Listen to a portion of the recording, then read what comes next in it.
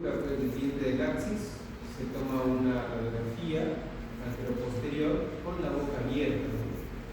Si tú trazas una línea imaginaria desde el ángulo de la mandíbula hacia la parte posterior, ese plano coincide con la ubicación de la tercera vértebra cervical. Bien, entonces si yo tengo los dientes con la boca cerrada, los dientes, que son estructuras de tejidos mucho más mineralizados y se tornan o se ven con una imagen radiopaca, no me permitiría ver el axis en toda su magnitud. Entonces, por eso, cuando se sospecha de una fractura del axis, el diente del axis, la radiografía se toma pues con la boca abierta, ¿no? Ahora, ¿qué es lo que podemos ver al fondo? Por ejemplo, puedo ver esta articulación aquí, ¿no? ¿Qué articulación es esa? La plantoaxoidea medial, ¿no? A los lados. Por ejemplo, aquí, otra vez, ¿qué es esto? La carilla articular inferior del atlas, ¿cierto? ¿Y esto de aquí qué sería?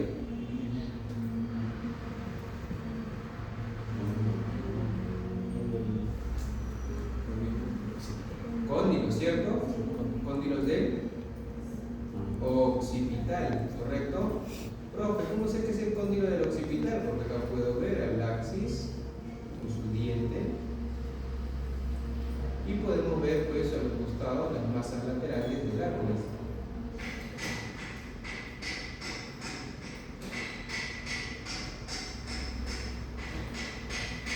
En esta imagen, esta tomografía, podemos observar esta articulación. ¿Qué articulación sería? Atlanto occipital, ¿cierto? A ver, vamos a ver más allá de lo evidente. Sobre los cóndilos tenemos estos conductos.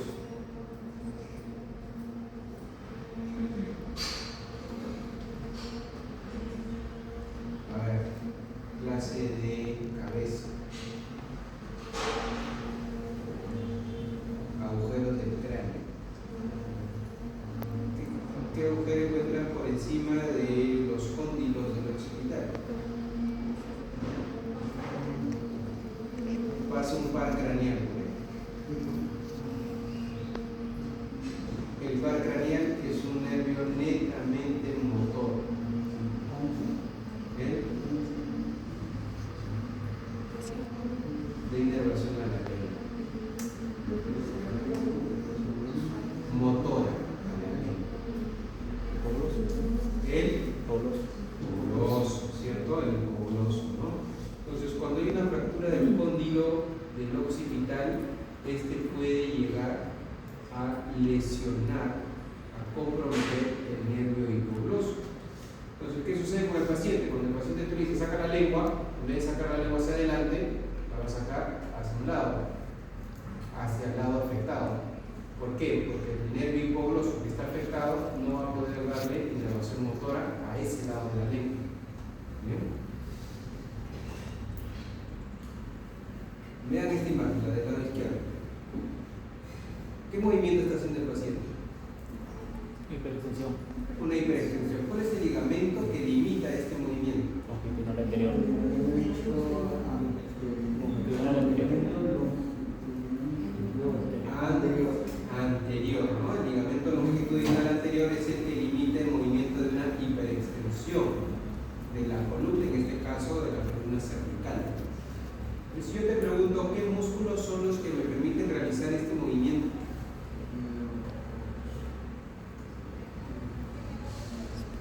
clase de la semana pasada.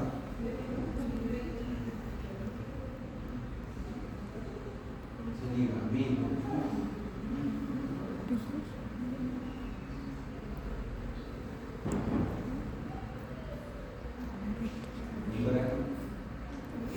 Los erectores. Los erectores. Los erectores.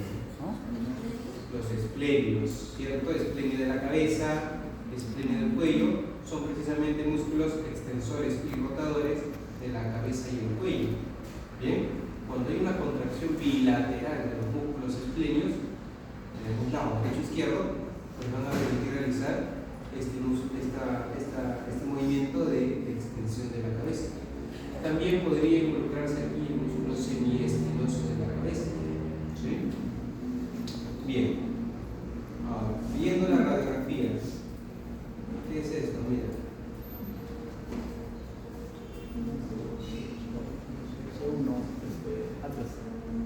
¿Qué parte específica? ¿Sí?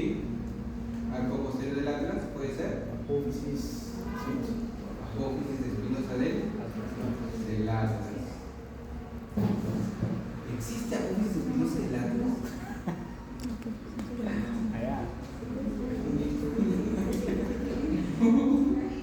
No, ¿cierto? No, el atlas no tenía apófisis espinosa, recién empieza a crecer la apófisis espinosa en el atlas.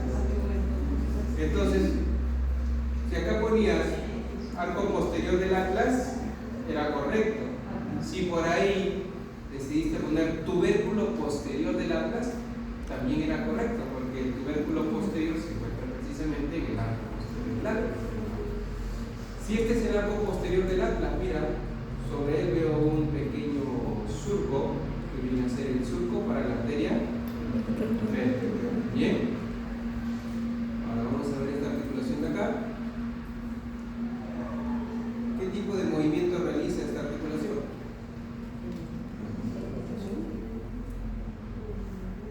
No vas a poner no.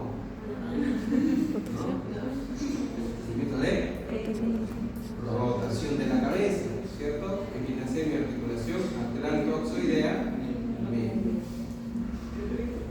Doctor, en segunda radiografía, ¿puedo ver los discos intervertebrales? ¿Puede ver aquí el disco intervertebral, doctora? No, ¿cierto? Estos son los espacios intervertebrales, que precisamente son los espacios ocupados por los discos intervertebrales, que tú sí podrías ver en una tomografía. ¿Bien? Vamos a la otra imagen. Miren acá. ¿Qué movimiento está haciendo? Una flexión de la cabeza, ¿cierto? ¿Cuál es el ligamento que limita este movimiento? ¿El ligamento? ¿Qué otro más podrías añadir? El amarillo podría ser. El interespinoso, ¿cierto?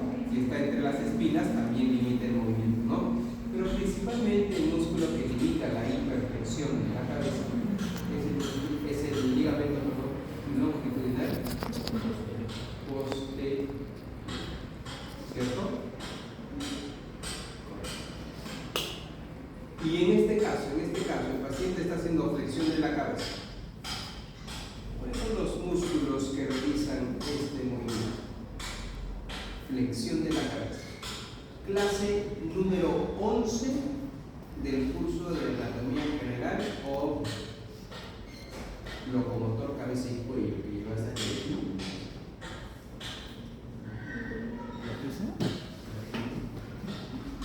¿Qué músculos realizan la flexión de la cabeza? ¿Quién me permite que yo haga esto?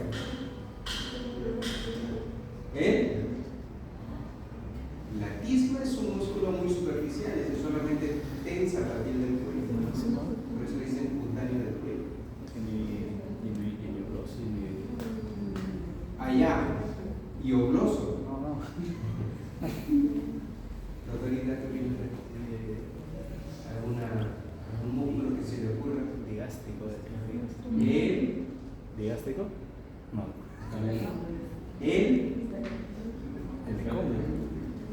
No es el principal, pero sí, los escalenos participan. No es el único, el fundamental, el principal en hacer la flexión. No es el principal en hacer la flexión. Es un músculo que también permite que tú puedas copiarte de tu compañero.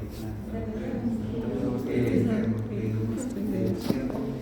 Cuando el esternocleidomastoideo se produce una contracción unilateral, por ejemplo, mira, voy a contraer el del lado izquierdo, el movimiento es contralateral. Si se contrae el del lado izquierdo, mi cabeza rota hacia el lado derecho, ¿cierto? Pero cuando hay una contracción bilateral de los esternocleidomastoideos, se produce movimiento de flexión de la cabeza. Los escalenos también participan, pero no es el principal. ¿Bien? Vean, aquí podemos ver, acá bonito, los ligamentos, ¿no? Pero hay un ligamento que no está pintado, es de color rosado. ¿Quién es? El transverso del atlas, correcto. Este ligamento transverso del atlas se ubica justo por detrás del diente del axis, ¿cierto? Y a partir de este ligamento transverso del atlas vamos a ver un fascículo o haz longitudinal superior y un fascículo o haz longitudinal inferior que en conjunto pues formarían el ligamento cruciforme, ¿cierto? Este ligamento cruciforme era importante para evitar el desplazamiento del diente del axis hacia la parte posterior. Pero además de tener este ligamento cruciforme, este ligamento está reforzado atrás por una membrana. Mi membrana tectórica, ¿cierto? Esta membrana tectórica, ¿de dónde deriva? ¿De dónde viene? De longitudinal posterior, ¿cierto? Y ahí ves el ligamento amarillo, el ligamento supraespinoso, por aquí el ligamento. ¿Quién sería este?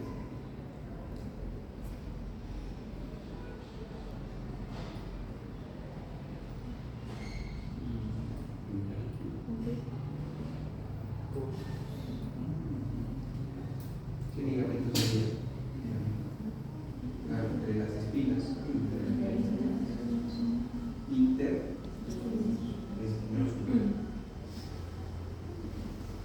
En el tórax, miren acá, podemos ver los cuerpos vertebrales,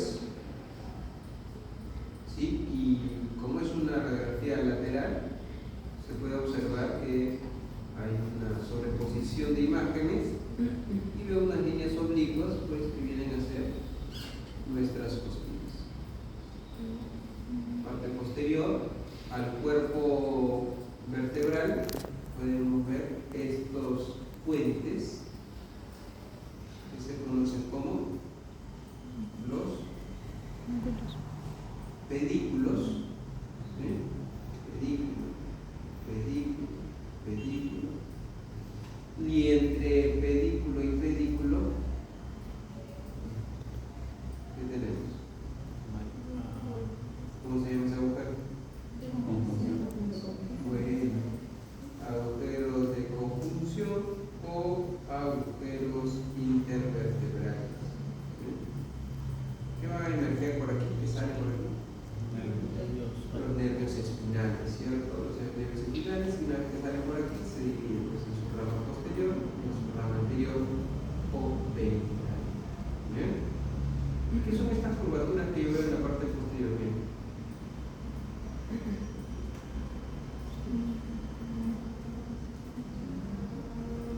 ¿Qué son?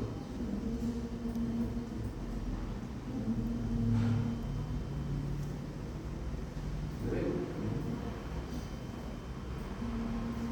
¿Qué podría ser? Las costillas, ¿no? Parte posterior, mira, donde encontraríamos el ángulo costal. ¿Se acuerdan del ángulo costal? Acá vemos algunas articulaciones. El agujero vertebral en las vértebras torácicas se caracteriza por tener una forma redonda.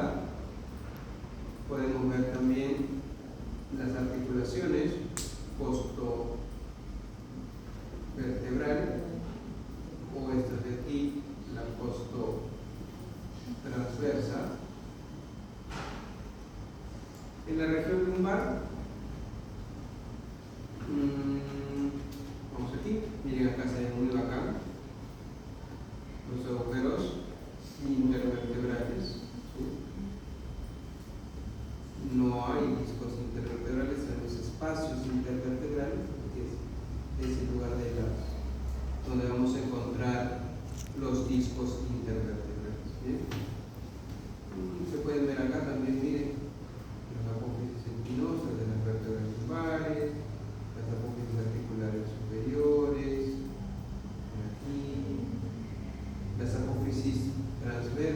costiformes, a nivel de las vértebras lumbares.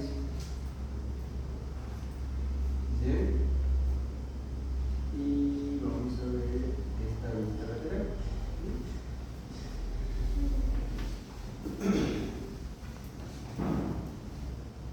Esta es una radiografía que se toma en la región lumbar, pero en sentido oblicuo, ¿no?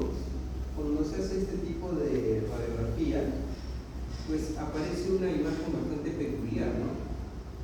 Un perrito, el terrier escocés, le dicen. Y vamos a ver cómo es que se forma este perrito por la transposición, pues, de algunas estructuras que forman la vértebra. Por ejemplo, está este hocico, que vendría a ser la apófisis transversa, ¿cierto? La apófisis transversa, que acá dice apófisis costal, está acá.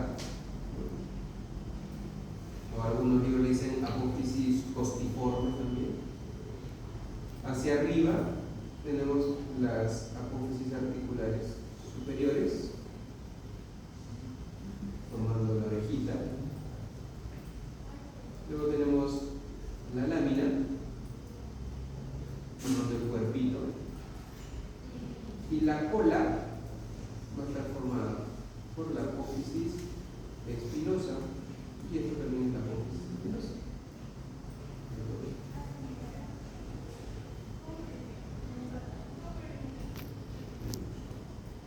La patita también posterior sería la apófisis espinosa, esto sería parte de la lámina también. Y la patita anterior sería la apófisis articular inferior. ¿Y para qué tomamos este tipo de radiografía?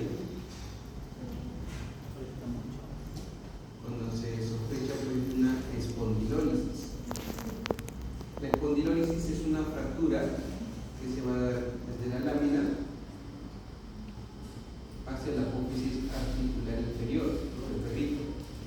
Entonces, si el paciente tiene una espondilólisis, una fractura aquí, tú vas a ver al perrito decapitado.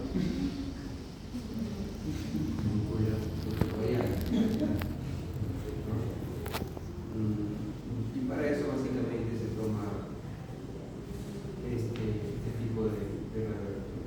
La región del sacro, podemos ver esta vista anterior del sacro, la cara pélvica del sacro, se puede ver el promontorio, hacia los costados las alas del sacro. En la parte anterior, cuando vimos el sacro, vimos que había unas crestas transversales. Aquí se torna de un color más blanco, más hiperdenso, y pues se denominan líneas transversales. Estas líneas transversales pues son la evidencia de la fusión de las vértebras sacras. A ambos lados de esas líneas transversales se pueden observar los forámenes sacros anteriores, por donde van a emerger las ramas o raíces anteriores de los nervios sacros. ¿Bien? Hacia la parte inferior se puede observar las astas del sacro, que son precisamente la parte del sacro que se va a articular con el coxis.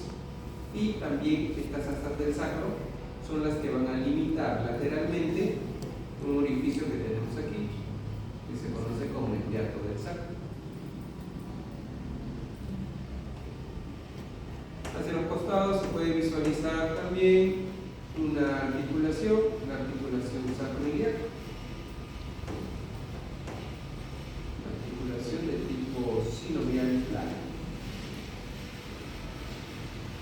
Hacia la parte posterior, miren acá, miren esta radiografía. ¿Y qué es el número 8?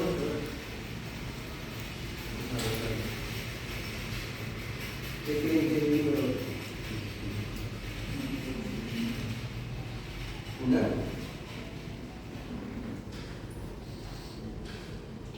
¿Qué opinas?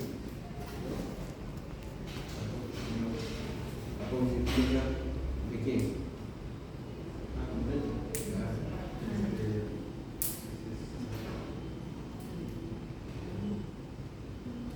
¿Qué opina Andrés?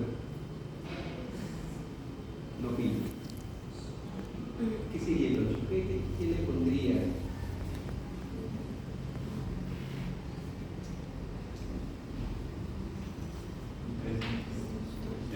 ¿Qué cresta?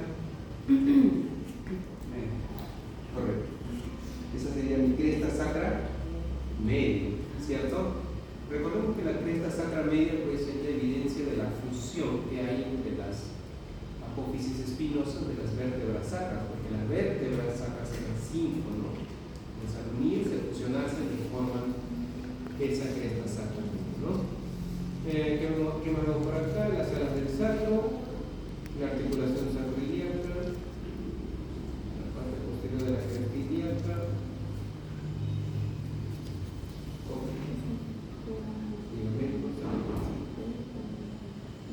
y a ver aquí. ¿Qué opinan?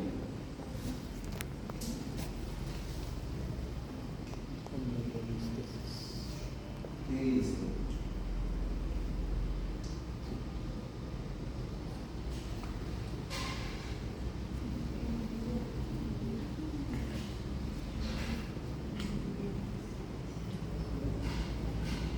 Dos términos muy similares, ¿no? Espondilólisis y espondilolistesis. ¿Cuál es la diferencia?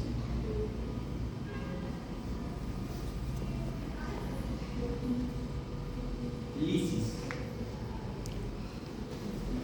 Roto, ¿cierto? Listo. Espondilólisis es una fractura como la que mencionamos aquí en el perrito. ¿Sí? La espondilólisis es una fractura que compromete la lámina y la apófisis articular inferior. Por ende, la articulación cigoapofisiaria se vería comprometida. ¿Bien? Pero en la espondilolistesis, ¿qué sería? Un desplazamiento, ¿cierto? Un desplazamiento que puede ser hacia la parte anterior o un desplazamiento que puede ser a la parte posterior. Si es a la parte anterior, se le conoce como la anterolistesis, y si es hacia la parte posterior, una retrolistesis. ¿Bien? Cabe resaltar algo interesante, ¿no? Que esta espondilolistesis puede ser una consecuencia de una espondilólisis, ¿no? Si hay una fractura, obviamente la vértebra se puede desplazar hacia adelante, ¿no? Una anterolistesis, ¿cierto? Bien, entonces acá te dicen, ¿qué opinan? ¿Qué creen? ¿La o la B?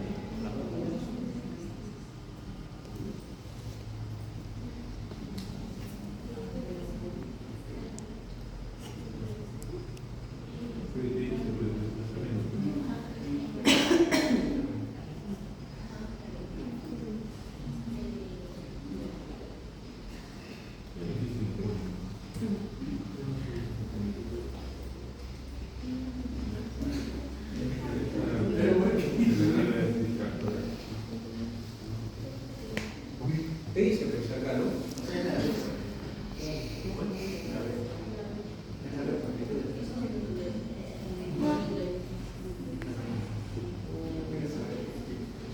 A ver, número 2.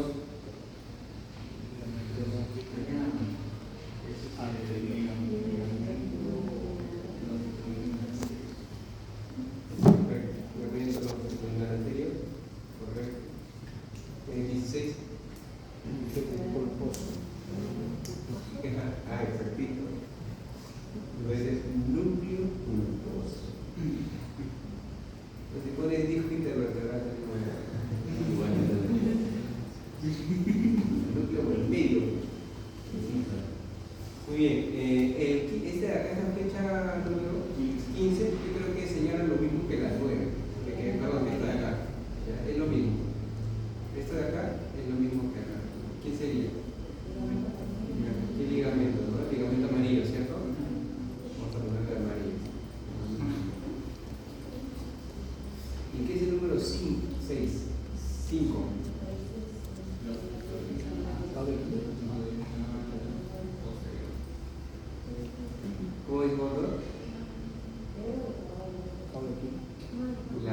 caudequina, ¿no?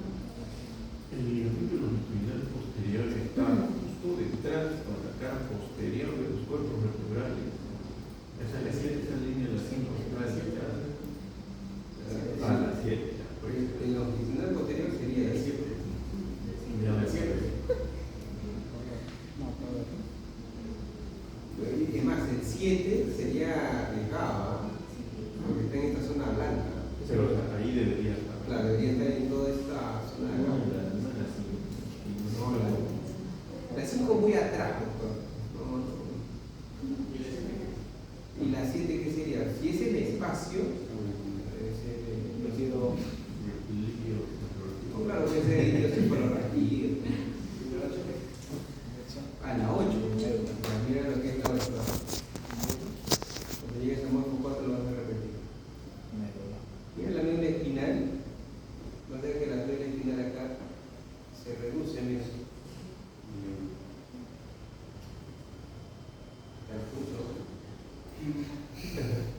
Se forma un cono, ¿sí? Se conoce como el cono medular. Es la parte más distal, la parte terminal de nuestra médula espinal.